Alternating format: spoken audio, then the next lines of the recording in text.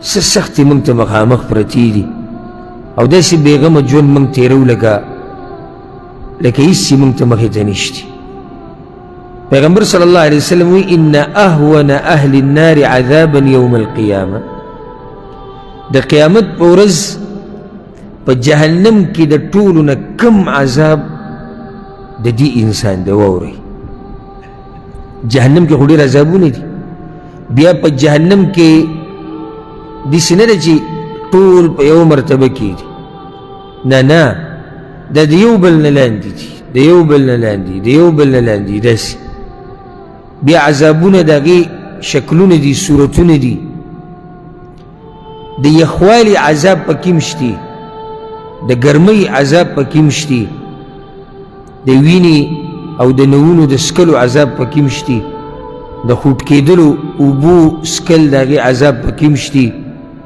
نورې ډېرې سزاګانې د زقوم ونه، هغه زهریله ونه، د هغې نه خوراک کول دا پکې هم شتي، په اور باندې سوځېدل دا پکې هم شتي. خو دې ټولو کې کم عذاب به څنګه وي؟ واوره لرجل هغه سړی دی توضع فی اخمص قدمیه جمره،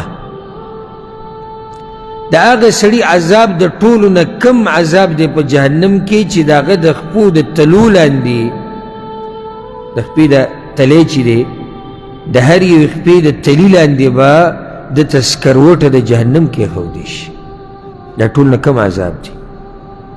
خو دا واوره یغلی منها دماغه، د دې سکروټې د لاسه چې د خپو لاندې پرته ده د دماغ به خوټ کېږي. دا ټول نه کمزوری عذاب دی.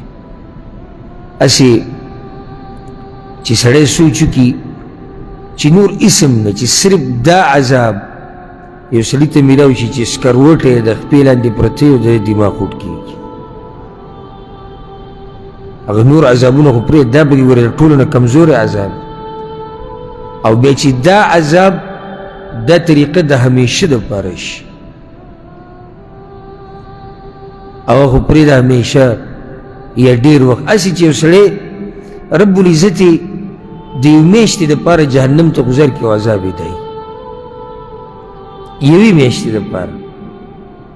میاشت هم ډېر هفته ووایه، یوې هفتې دپاره جهنم ته ګذر کړو او عذاب یې دا دی. عذاب یې دا دی چې د خپو لاندې سکروټې پرتې دي او د هغې د لاسه دماغ خوټ کېږي. داسې خوټ کېږي لکه څنګه چې کټوۍ خوټ کېږي. او ځکه د بل روایت کې دا دي، دا بل روایت هم د نعمان بن بشیر رضی الله عنهما دی.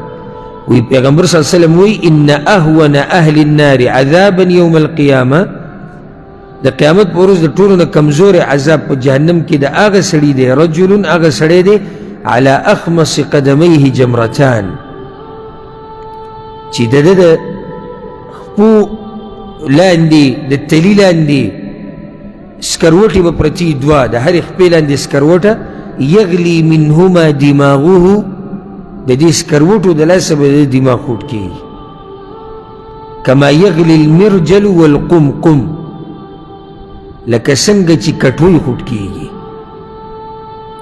کټوۍ کې تصور واچوه که نه خوټ کېږي او دا خوړار کوي داسې،